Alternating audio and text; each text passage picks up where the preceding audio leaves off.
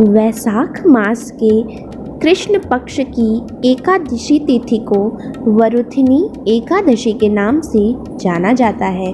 इस एकादशी के महत्व को बताते हुए श्री कृष्ण भगवान कहते हैं कि जो व्यक्ति वरुथिनी एकादशी व्रत विधि विधान से रखता है उसके समस्त प्रकार के सांसारिक पाप मिट जाते हैं और वह स्वर्गलोक को प्राप्त करता है।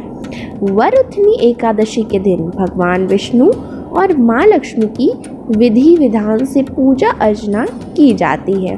पूजा दौरान व्रत कथा का पठन किया जाता है। व्रत कथा बिना सुने या पढ़े इस एकादशी के व्रत का पूरा लाभ नहीं मिलता। आइए तो जानते हैं इस व्रत की कथा को।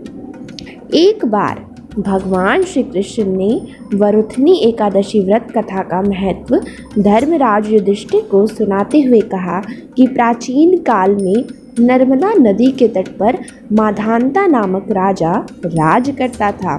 एक बार राजा जंगल में तपस्या में लीन था, तभी एक जंगली भालू आया और राजा का पैर चबाते हुए उसे घसीट कर ले जाने लगा।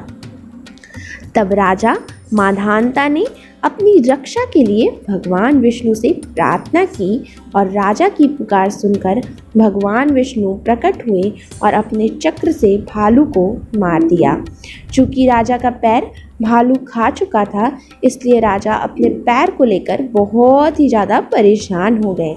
तब भगवान विष्णु ने अपने भक्त को दुखी देखकर बोला, हे वत्स, शोक मत करो, तुम मथुरा जाओ और वरुथिनी एकादशी का व्रत रखकर मेरे वराह रूप की पूजा अर्चना करो। उसके प्रभाव से तुम्हारे पैर ठीक और बलशाली हो जाएंगे। राजा माधांता ने वैसा ही किया और इसके प्रभाव से वह सुंदर और संपूर्ण अंगों वाले हो गए। अतः जो भी भक्त वरुथिनी एकादशी का व्रत रखकर भगवान विष्णु का ध्यान करता है तो उनके सारे पाप नष्ट हो जाते हैं तथा वह स्वर्गलोक को प्राप्त करता है। तो दर्शकों, एकादशी तिथि की शुरुआत 26 अप्रैल दिन मंगलवार सुबह 1:36 से हो रही है और इसका समापन रात्रि 12:46 अर्थात 27 अप्रैल बुधवार को होगा। तो ऐसे में यदि आप यह व्रत रख रहे हैं तो आपको निश्चित रूप से यह कथा सुननी ही चाहिए। तो बोलिए भक्तजनों, भगवान विष्णु की सदा ही जय।